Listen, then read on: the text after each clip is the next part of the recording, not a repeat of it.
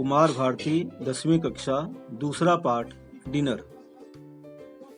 इस कहानी के लेखक हैं गजेंद्र रावत। इस कहानी के माध्यम से लेखक ने नारी के जीवन संघर्ष तथा उसके परिवार और समाज की अपेक्षाओं का वर्णन किया है। लोग बहू तो पढ़ी लिखी और नौकरी वाली चाहते हैं, किंतु साथ ही वे यह भी अपेक्षा करते हैं कि बहू घर के सारे काम काज भी करे। पति पत्नी ये दोनों गृहस्थी रूपी गाड़ी के दो पहिए हैं। उर्मी एक अखबार में रिपोर्टर की नौकरी करती थी।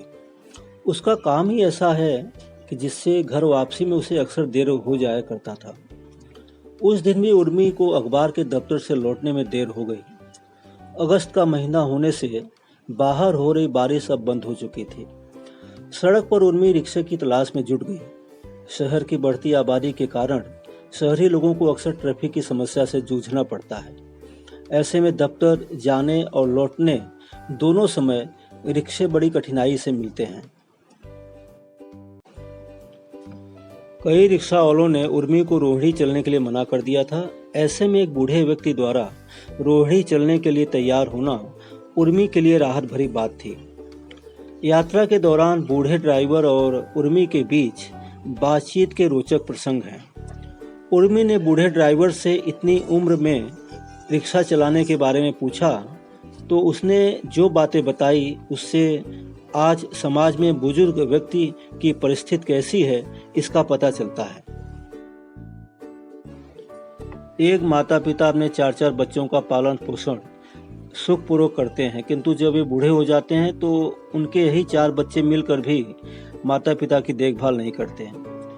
कुछ बच्चे ऐसे होते हैं जो अपने माता पिता को वृद्धाश्रम में डालकर घर पर अपने बाल बच्चों के साथ बड़े ही आनंद के साथ रहते हैं। इस कहानी में भी रिक्शा वाले के साथ इसी प्रकार की घटना घटित हुई है। रिक्शा वाले का बड़ा बेटा विवाह होते ही अलग हो गया था। छोटा लड़का जमीन का प्लॉट बेचकर अलग हो गया था। बूढ़ा रिक्शा वाला इस उम्र में भी रिक्शा चलाकर अपनी आजीविका चलाने के लिए विवश है। यात्रा के दौरान रिक्शा पुराना होने से एक बार खराब हुआ। रिक्शे वाले ने उसे ठीक किया। थोड़ी दूर जाने के बाद फिर उसमें खराबी आ गई। इससे उर्मी की बेचैनी बहुत बढ़ गई। उसे घबराहट होने लगी। रात होने से दूसरा रिक्शा मिलने की भी कोई संभावना नज़र नहीं आ रही थी। वह मजबूरन रिक्शा ठीक होने तक इंतजार करने के लिए विवश थी। ड्राइवर रिक्शा ठीक कर रहा था। इस बीच उसने मोबाइल पर अपने पति अनुराग से बात की। उसे सब हाल समाचार बताया। अनुराग को इस बात पर बेहद गुस्सा आया। क्या घर आने के लिए यही बूढ़ा रिक्शा वाला ही मिला था? उर्मी भी अनुराग से कहती है कि उसने जानबूझकर यह रिक्शा नहीं किया। कोई और रिक्शा वाला नहीं मिल रहा था तो वह क्या करे।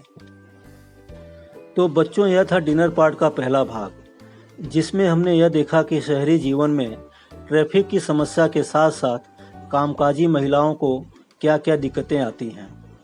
दफ्तर में भी काम करें, फिर घर गृहस्थी की भी जिम्मेदारी संभालें। इसके अलावा समाज में बूढ़े बुजुर्ग व्यक्ति की क्या दशा है वह भी देखने को मिला। किस तरह एक बूढ़े व्यक्ति को उसके बेटों ने छोड़ दिया था, जिससे उसे आजीविका चलाने के लिए इस उम्र में भी रिक्शा चलाने के लिए विवश होना पड़ा। बच्चों, पाठ का शेष हिस्सा हम दूसरे और अंतिम भाग में पढ़ेंगे।